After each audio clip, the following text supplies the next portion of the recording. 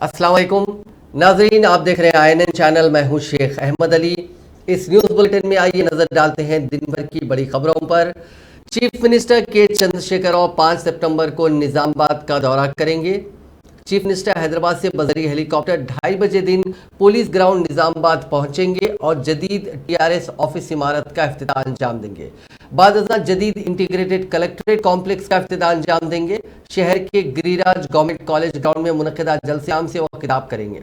Chief minister के दौरे निजामाबाद के पेश नज़र आज रियासती वजीर वेमुला प्रशांत रेड्डी ने सदर नशीन RTC व रुकन असम्बली निजामाबाद रूरल बाजी रेड्डी गोवर्धन, रुकन असम्बली अर्बन गणेश गुप्ता, सदर नशीन जिला परिषद विठल राव काउंसिल VG गौड़ दीगर के हमरा जदीद कलेक्ट्रेट TRS पार्टी ऑफिस जलसे गाह का दौरा करते हुए इंतजामात का मायना किया। चीफ मिनिस्टर KCR रियासत में मौजूदा सियासी सूरत हाल के तनाजुर में काफ़ी अरसे बाद जिले का दौरा कर रहे हैं। निजामाबाद रूरल मंडल के खानापुर हुदूद में बाईपास रोड से मुतसिल 25 एकड़ अराजी पर जदीद इंटीग्रेटेड कलेक्ट्रेट कॉम्प्लेक्स की तामीर अमल में लाई गई है, जिसका संग बुनियाद 11 अक्टूबर 2017 में उस वक्त के रियासत वजीर ज़राअत और मौजूदा स्पीकर असेंबली पोचाराम श्रीनिवास रेड्डी के हाथों अमल में आया था। 62 करोड़ से जदीद कलेक्ट्रेट इमारत की तामीर अमल में लाई गई है और दशहरा त्योहार 2019 के मौके पर इस जदीद कलेक्ट्रेट इमारत का इफ्तिताह अमल में लाया जाना था। ताहम कामों की अदम तकमील पर यह प्रोग्राम ज़ेरे इल्तवा रहा। जुमला 33 सरकारी महकमों के दफातर को एक मकाम पर कायम करते हुए कलेक्ट्रेट की तामीर की गई है। तेलंगाना की गवर्नर डॉक्टर तमिलिसाई सौंदरराजन ने शहर हैदराबाद के निज़ाम इंस्टीट्यूट ऑफ मेडिकल साइंसेज में ज़ेरे इलाज खवातीन की आयादत की, जिनकी सेहत इब्राहिमपट्टनम में खानदानी मनसूबाबंदी के ऑपरेशन के बाद बिगड़ गई थी। गुज़िश्ता माह की 20 तारीख को तकरीबन 34 खवातीन का खानदानी मनसूबाबंदी का ऑपरेशन इब्राहिमपट्टनम में किया गया था। ताहम 36 घंटों बाद 4 खवातीन की मौत हो गई थी और दीगर की सेहत खराब हो गई थी, जिसके बाद उनको इलाज के लिए निम्स के साथ साथ दूसरे अस्पताल मुंतकिल किया गया था। निम्स में 12 खवातीन ज़ेरे इलाज हैं। उन तमाम से गवर्नर ने आज मुलाकात की और उनकी सेहत के बारे में उनसे बातचीत की। बाद उन्होंने डॉक्टर से उन खवातीन की सेहत के बारे में मालूमात हासिल की और उनका बेहतर इलाज करने का मशवरा दिया। उन्होंने मरीजों में फल भी तकसीम किए। उन्होंने निम्स में उन खवातीन के इलाज पर इत्मीनान का इजहार किया। उन्होंने कहा कि मुतासरीन के लिए माली इमदाद का हुकूमत नोट ले और उन्हें मदद की फराहमी को यकीनी बनाए। ऐसे वाक़यात के आदे को रोकने के लिए इक़दाम किए जाए। उन्होंने डॉक्टर्स को इंतबाह देते हुए कहा कि वो ऑपरेशन करने का हदफ बनाकर मरीजों की जिंदगियों से खिलवाड़ ना करें। फैमिली प्लानिंग के ऑपरेशन के लिए ज़्यादा से ज़्यादा खवातीन आगे आना चाहती हैं ताकि इस तरह के वाक़यात से उनके हौसले टूट जाएंगे। खानदानी मनसूबाबंदी के ऑपरेशन सरकारी अस्पतालों में आसानी से होने चाहिए। गवर्नर ने खानदानी मनसूबाबंदी के ऑपरेशन के बाद 4 खवातीन की मौत पर गहरे दुख का भी इजहार किया। उन्होंने कहा कि इस मामले की जांच जारी है और हक़ाइक़ रिपोर्ट मिलने के बाद सामने आएंगे। ये जांच आज़ादाना और मुंसिफाना होनी चाहिए। गवर्नर ने वाज़े किया कि वो इब्राहिमपट्टनम के अस्पताल भी जाएंगी जहां पर यह ऑपरेशन अंजाम दिए गए थे। उन्होंने कहा कि सरकारी अस्पतालों में तिब्बी सहूलियात को बेहतर बनाने के लिए वो हुकूमत को मकतूब रवाना करेंगी। उन्होंने मीडिया से बात करते हुए कहा कि मुतासरा खवातीन के साथ अखलाकी ताउन के लिए ही उन्होंने निम्स में ज़ेर इलाज उन खवातीन की आयादत की है। ये खवातीन उनके निम्स में बेहतर इलाज पर काफ़ी खुश हैं। उनमें से बाज़ माली ताउन की ख्वाहिश कर रही हैं। वो इस बात की ख्वाहिश रियासती हुकूमत से करेंगी और जो कुछ उनके हुदूद में है वो उन मुतासरीन के लिए करेंगी। तेलंगाना असेंबली स्पीकर पोचाराम श्रीनिवास रेड्डी ने बांसवाड़ा से और सदर नशीन कानून साज काउंसिल गुत्था सुखेंद्र रेड्डी ने अपनी क़यामगाह से टेली कॉन्फ्रेंस के जरिए महकमे पुलिस और दीगर महकमे जात के अहदेदारों से बातचीत करते हुए इस बात की हिदायत दी कि वो 6 सितंबर से शुरू होने वाले असेंबली व काउंसिल सेशंस के सिक्योरिटी इंतजाम सख्त से सख्त करें और अराकीन असेंबली और काउंसिल के तमाम तर हिफाजती इंतजाम करने के अलावा असेंबली और काउंसिल के इनेकाद को पुरअमन बनाने वाज़े इक़दाम उठाएं। वाज़े रहे कि असेंबली और काउंसिल का इजलास 6 सितंबर को 11:30 बजे शुरू होगा और उसी रोज़ ज़राए के मुताबिक बिजनेस एडवाइजरी कमेटी के इजलास में मॉनसून इजलास के एजेंडे को खतियत दी जाएगी। वज़ीर इंडस्ट्रीज व IT KT रामाराव ने मरकजी वज़ीर फाइनेंस निर्मला सीतारामन के उस बयान की शदीद मजम्मत की जिसमें उन्होंने कहा कि तेलंगाना काफ़ी मखरूज हो रहा है। मरकजी वजीर के इस बयान पर केटीआर ने मुख्तलिफ आदाद-ओ-शुमार पेश करते हुए बताया कि असल हकीकत यह है कि 67 साल में साल 2014 तक मुल्क के 14 वज़राए आज़म ने मिलकर 56,000 करोड़ का खर्च किया था, लेकिन गुज़िश्ता 8 साल के दौरान नरेंद्र मोदी हुकूमत ने खर्च की रकम 100 लाख करोड़ तक पहुंचा दी। इस हिसाब से मुल्क के हर शहरी पर फिलवक्त 1,25,000 रुपए का खर्च है। उन्होंने कहा कि साल 2022 में तेलंगाना में फीकस औसत आमदनी 2,78,000 रुपए है, जबकि ये कौमी सतह पर फीकस आमदनी 1,49,000 रुपए है। केटीआर ने कहा कि मुल्क की 28 रियासतों में सबसे कम कर्ज लेने वाली रियासतों की फहरिस्त में तेलंगाना का 23वां मुकाम है। मुल्क का जीडीपी 59% है, जिसमें मुल्क की आबादी सिर्फ 2.5% आबादी रखने वाली तेलंगाना रियासत मुल्क की जीडीपी में 5% का ताउन कर रही है। इन आदाद-ओ-शुमार को अक्टूबर 2021 में आरबीआई ने अपनी रिपोर्ट में पेश किया था। वजीर इंडस्ट्रीज व आईटी केटीआर ने कहा कि फिलवक्त मुल्क को डबल इंजन हुकूमत की जरूरत नहीं, बल्कि डबल इम्पैक्ट गवर्नेंस की जरूरत है। टीआरएस के रुकने काउंसिल पी राजेश्वर रेड्डी ने कहा कि मरकजी वजीर फाइनेंस निर्मला सीतारमन ने कामारेड्डी जिले के एक राशन शॉप में वजीर आजम नरेंद्र मोदी की तस्वीर न होने पर जो बरहमी जाहिर की, उनकी ये हरकत एक वार्ड मेंबर की तरह समझी जा रही है। मीडिया से बात करते हुए राजेश्वर रेड्डी ने कहा कि जब मरकजी वजीर ने राशन शॉप का मुआयना किया तो उन्हें ये पूछना चाहिए था कि राशन शॉप में अशिया वक्त पर मिल रही है या नहीं, और जो अशिया मिल रही है उसे वक्त पर तकसीम किया जा रहा है या नहीं। ये ना पूछते हुए मरकजी वजीर ने मोदी की तस्वीर ना होने पर राशन शॉप के मालिक से बासपुरस की, जो एक ओछी हरकत है।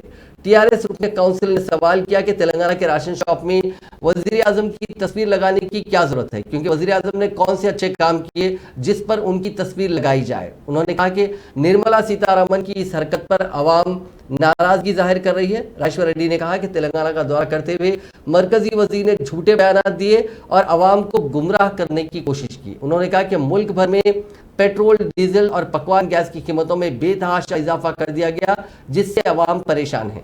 अशिया ज़रूरिया की कीमतें आसमान को छू रही हैं। मरकजी वज़रा को उनमें कमी लाने की कोई फिक्र नहीं है, लेकिन तेलंगाना का दौरा करते हुए यहाँ टीआरएस हुकूमत को परेशान करने की एक ही फिक्र लगी है। टीआरएस रुकने काउंसिल ने कहा कि मरकजी वजीर निर्मला सीतारमन को डीपीआर का मतलब भी मालूम नहीं है। डीपीआर का मतलब होता है डिटेल प्रोजेक्ट रिपोर्ट, लेकिन मरकजी वजीर उसे ड्राफ्ट प्रोजेक्ट रिपोर्ट करार दे रही है। తెలంగాణకు పచ్చి వ్యతిరేకంగా ఉన్న మీరు కనీసం తర్వాత తెలంగాణ ఏర్పడ్డ తర్వాత మీకు వచ్చిన అవకాశాన్ని ఉపయోగించుకొని తెలంగాణ కోరని చెప్పుకున్నందుకైనా తెలంగాణకి ఏమైనా సాయం చేస్తారని చెప్పి భావించినాం. కానీ మీరు తెలంగాణ ఏదైతే మీ నరనరాల తెలంగాణ వ్యతిరేకత ఉన్నదో ఆ వ్యతిరేకతను మీ చేతుల్లో కాకుండా మాటల్లో, చేతుల్లో పైసా విదల్చకుండా మాటల్లో ఇంకా ఇక్కడ తెలంగాణ రైతాంగాన్ని, తెలంగాణ ప్రజలను బాధ పెట్టిపోయే తప్ప మరొకటి కాదు. మేము ఆశించినాం 2014లో మా ఆర్థిక స్థితి ఎట్లా ఉన్నది, మా జీడిపి ఎట్లా ఉన్నది, మా పర్ క్యాపిటల్ ఇన్కమ్ ఎట్లా ఉన్నది, అవన్నీ మీరు చెప్తారని చెప్పి భావించినాం. ఇవాళ దేశ యావరేజ్ పర్ క్యాపిటల్ ఇన్కమ్ 1,49,000 ఉంటే ఇవాళ తెలంగాణది 2,78,000 ఉన్నది. పర్ క్యాపిటల్ ఇన్కమ్ దేశానికంటే డబుల్ ఉన్నది. ఆల్మోస్ట్ 1,49,000 ఎక్కడ, 2,78,000 ఎక్కడ.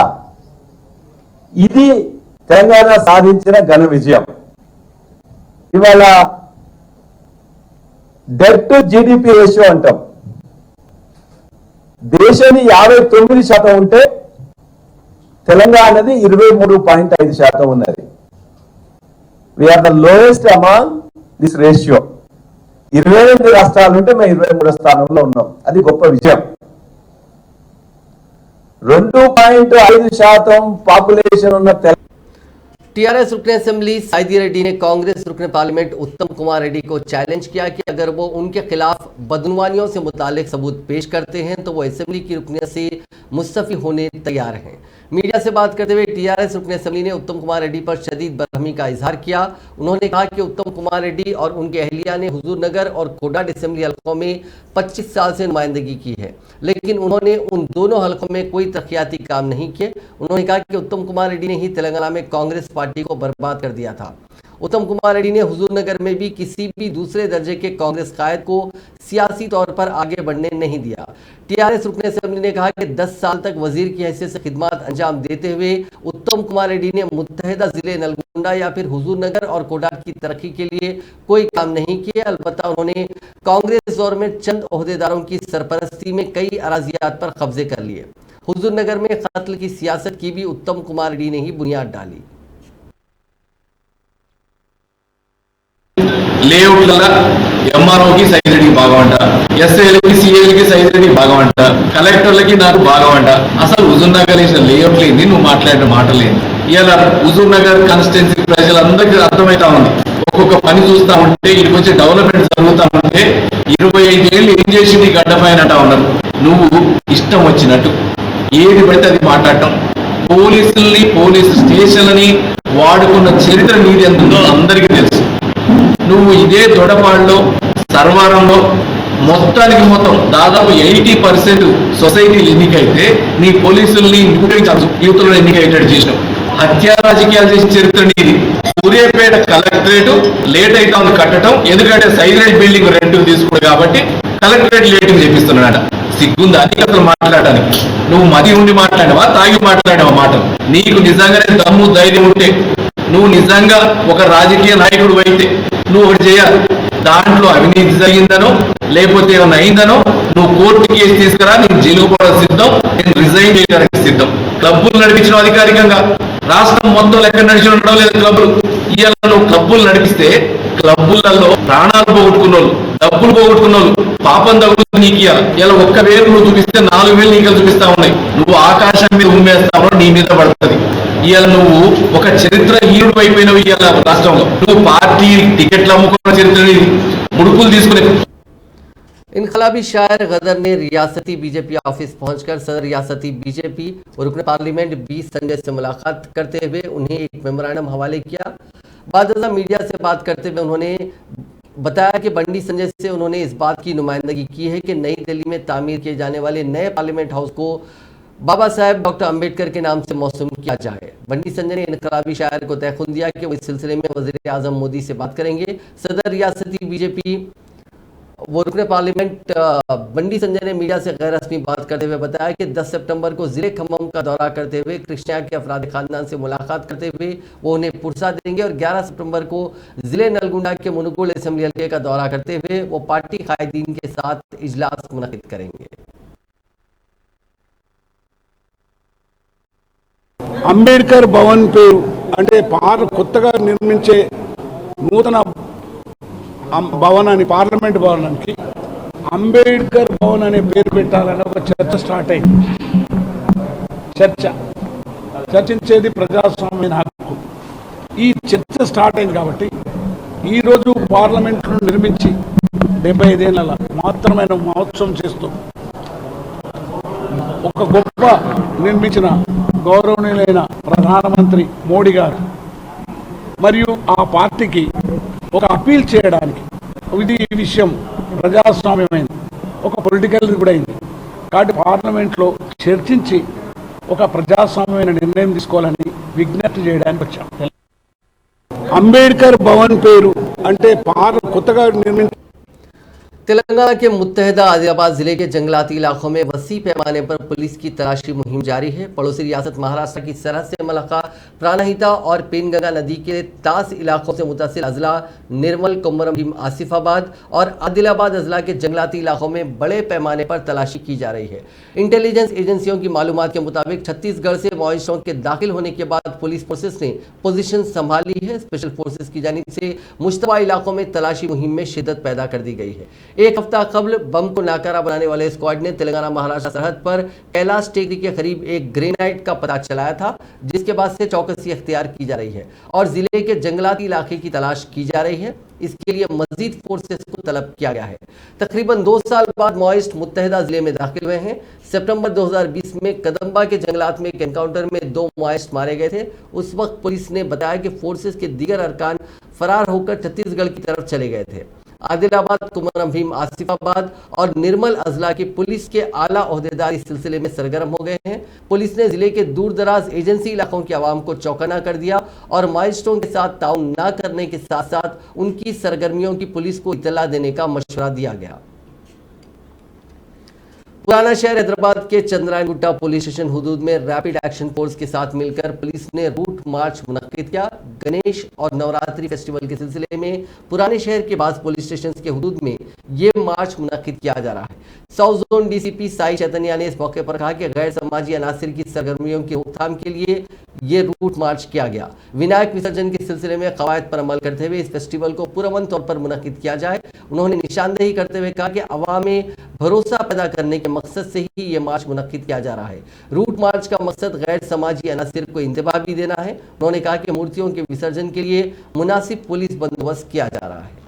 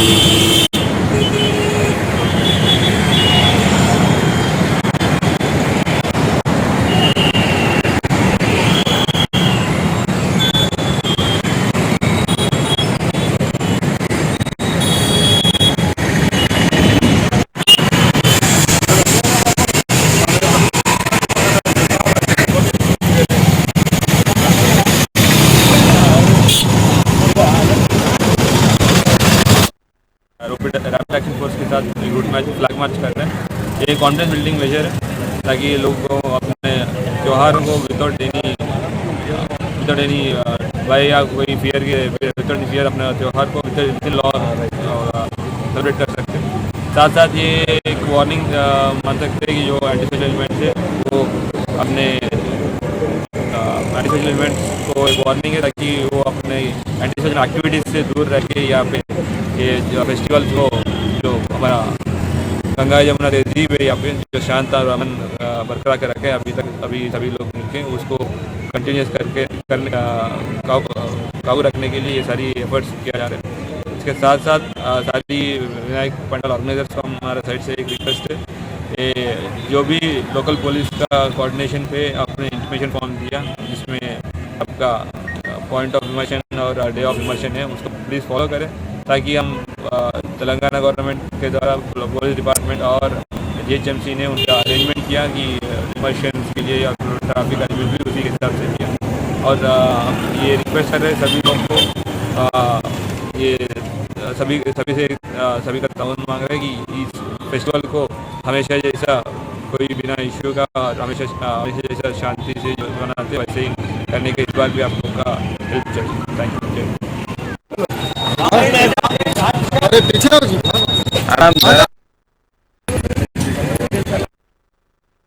చంద్రాయనగుట్ట పీరియడ్స్లో ర్యాపిడ్ యాక్షన్ ఫోర్స్ పాటు రూట్ మార్చ్ ఇక్కడ route match just conference feeling లాగా జనాలందరికీ కాన్ఫరెన్స్ తీసుకోవడానికి ఈ రూట్ మ్యాచ్ చేస్తున్నాం। అట్ ది సేమ్ టైం ఈ రూట్ మ్యాచ్ ద్వారా ఇన్ని స్పెషల్ ఎలిమెంట్స్ ఉంటే వాళ్ళకి उस्मानिया यूनिवर्सिटी के आर्ट्स कॉलेज के रूबरू आज गिरिजन शक्ति के कारकुनों ने एहतजाज मुनक्किद किया। गिरिजन शक्ति के रियासती सदर शरद नायक ने मीडिया से बात करते हुए कहा कि पुलिस रिक्रूटमेंट में SC और ST तलबा के 20 मार्क्स की उन्हें रियायत दी जाए ताकि ज़्यादा से ज़्यादा उम्मीदवार इसमें अहल करार दिए जा सके।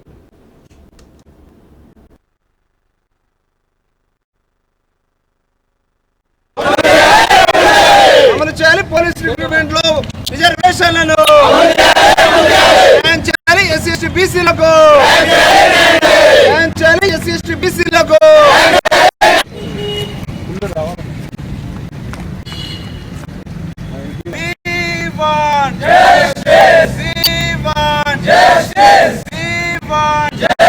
తగ్గించాలి 20 మార్కులు ఎస్సీ ఎస్టీ బీసీలకి తగ్గించాలి పోలీస్ రిక్రూట్మెంట్ ఎస్సీ ఎస్టీ బీసీలకి 20 మార్కులు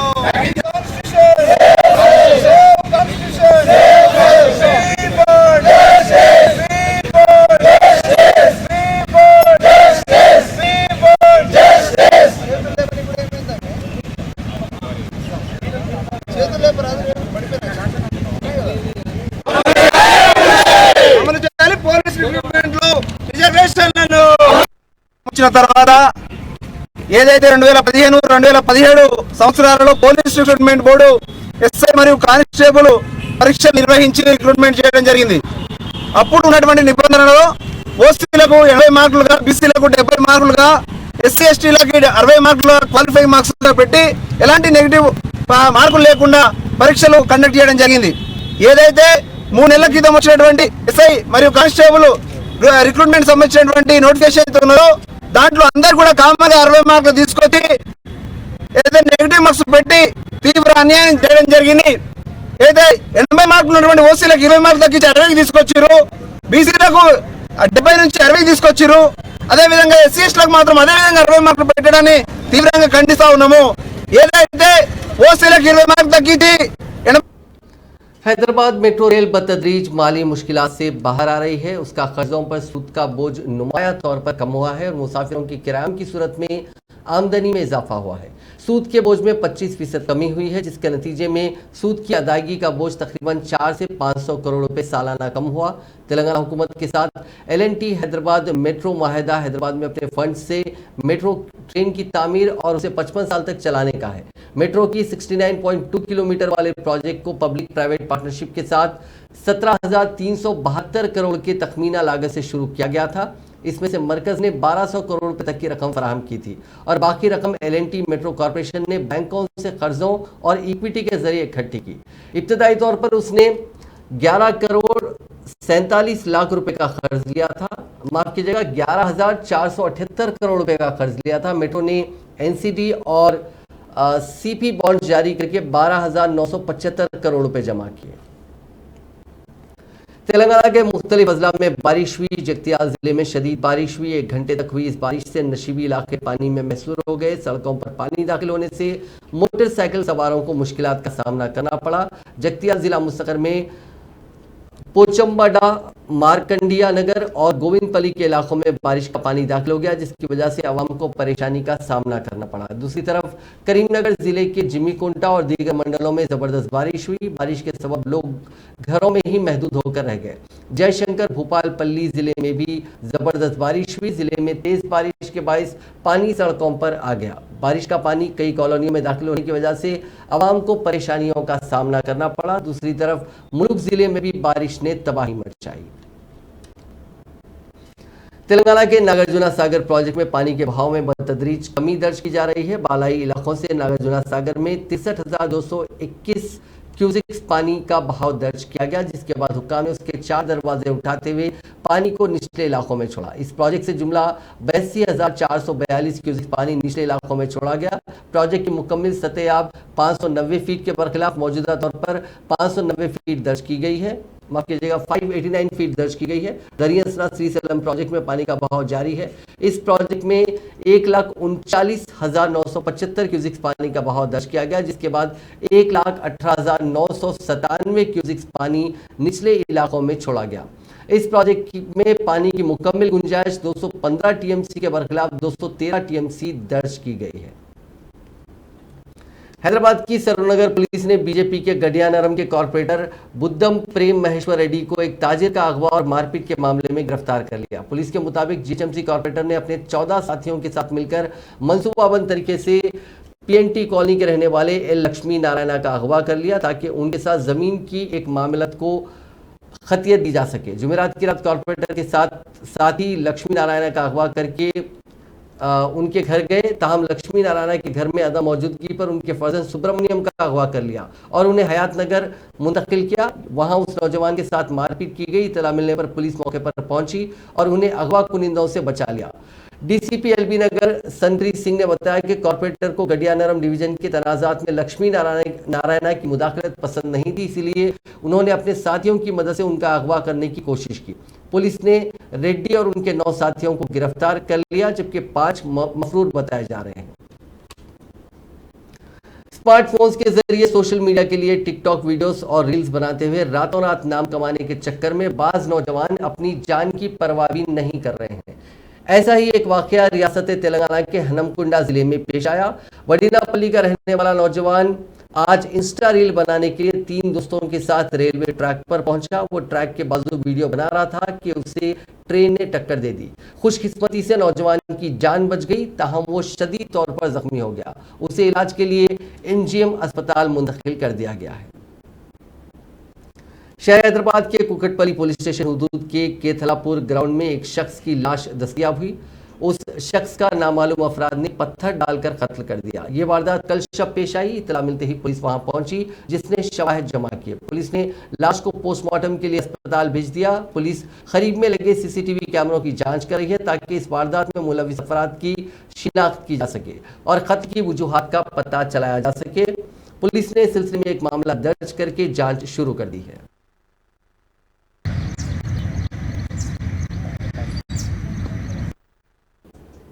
शहर के इलाके रामतापुर के खानगी कॉलेज में तालिब इल्म की जानिब से खुदकुशी की धमकी के बाद आग लगने की वजह से झुलस जाने वाला कॉलेज का एओ अशोक रेड्डी इलाज के दौरान आज फौत हो गया। तफसीलात के मुताबिक नारायण कॉलेज में ज़ेरे तालीम तालिब इल्म की जानिब से 16,000 रुपये फीस अदा शुदनी थी और वो टीसी हासिल करना चाहता था। तहम कॉलेज इंतजामिया ने फीस अदा करके टीसी ले जाने की हिदायत दी, जिस पर उसने स्टूडेंट लीडर संदीप से राब्ता कायम किया। वो फीस के सिलसिले में बात करने प्रिंसिपल के पास पहुंचा, जहां दीगर औलिया तुलबा भी मौजूद थे। बातचीत के दौरान स्टूडेंट लीडर संदीप ने अपने साथ लाया हुआ पेट्रोल छिड़क कर प्रिंसिपल को डराने की कोशिश की। जन्माष्टमी की वजह से उस दिन प्रिंसिपल के कमरे में दिया जला रखा था कि अचानक आग भड़क उठी। इस हादसे में अशोक रेड्डी के अलावा स्टूडेंट लीडर संदीप और कॉलेज प्रिंसिपल सुधाकर रेड्डी शदीद तौर पर झुलस गए थे। उन तमाम को इलाज के लिए अस्पताल में शरीक करवाया गया, जहां आज अशोक रेड्डी की मौत हो गई, जबकि दीगर जख्मी जेर इलाज हैं। हैदराबाद के जीडीमेटला इलाके में जिम ट्रेनर ने 10वीं जमात की तालिबा के साथ असमत रेजी की। पुलिस ने उसके खिलाफ रेप और पॉक्सो एक्ट के तहत मुकदमा दर्ज कर लिया। पुलिस के मुताबिक 23 साला विशोक नामी नौजवान गाजुला रामामम के नेहरू नगर में जिम ट्रेनर के तौर पर काम किया करता था। इस दौरान 14 साल लड़की से उसने दोस्ती की और 29 अगस्त को लड़की को बहला फुसला कर ले जाकर उसकी असमत रेजी की। लड़की उस वक्त से लापता थी। उसके बाद उसी दिन पुलिस स्टेशन में गुमशुदगी की शिकायत दर्ज करवाई थी। कल अचानक नौजवान लड़की को घर लाकर छोड़कर चला गया। बाद लड़की ने अपने घर वालों को जिम ट्रेनर की शर्मनाक हरकत से वाकिफ करवाया। पुलिस को इस हरकत की इत्तला दी गई, जिस पर पुलिस ने उसे हिरासत में ले लिया। ताहम पुलिस ने इस बात की तस्दीक नहीं की है। जिले कामारेड्डी में विलेज रेवेन्यू असिस्टेंट यानी वीआरए अशोक की खुदकशी से जिले कामारेड्डी के एलारेडी एरिया अस्पताल के करीब कशीदगी फैल गई। अस्पताल के करीब वीआरएस ने एहतजाज करते हुए लाश को पोस्टमार्टम के लिए ले जाने से रोकने की कोशिश की। बीजेपी और कांग्रेस लीडरों ने वीआरएस के एहतजाज की हिमायत की। इस मौके पर पुलिस की एहतजाजियों से बहस और तकरार हो गई। पुलिस ने एहतजाजियों के जज्बात को सर्द करने की कोशिश की। बाद इसमें नाकामी के बाद पुलिस ने जबरदस्ती तौर पर लाश को पोस्टमार्टम के लिए मुंतकिल किया। वाज़ेह है कि कामारेड्डी जिले के नागिरेड्डी पेट के बोलारा में अशोक नामी वीआरए ने दरख्त से फांसी लेकर खुदकशी कर ली।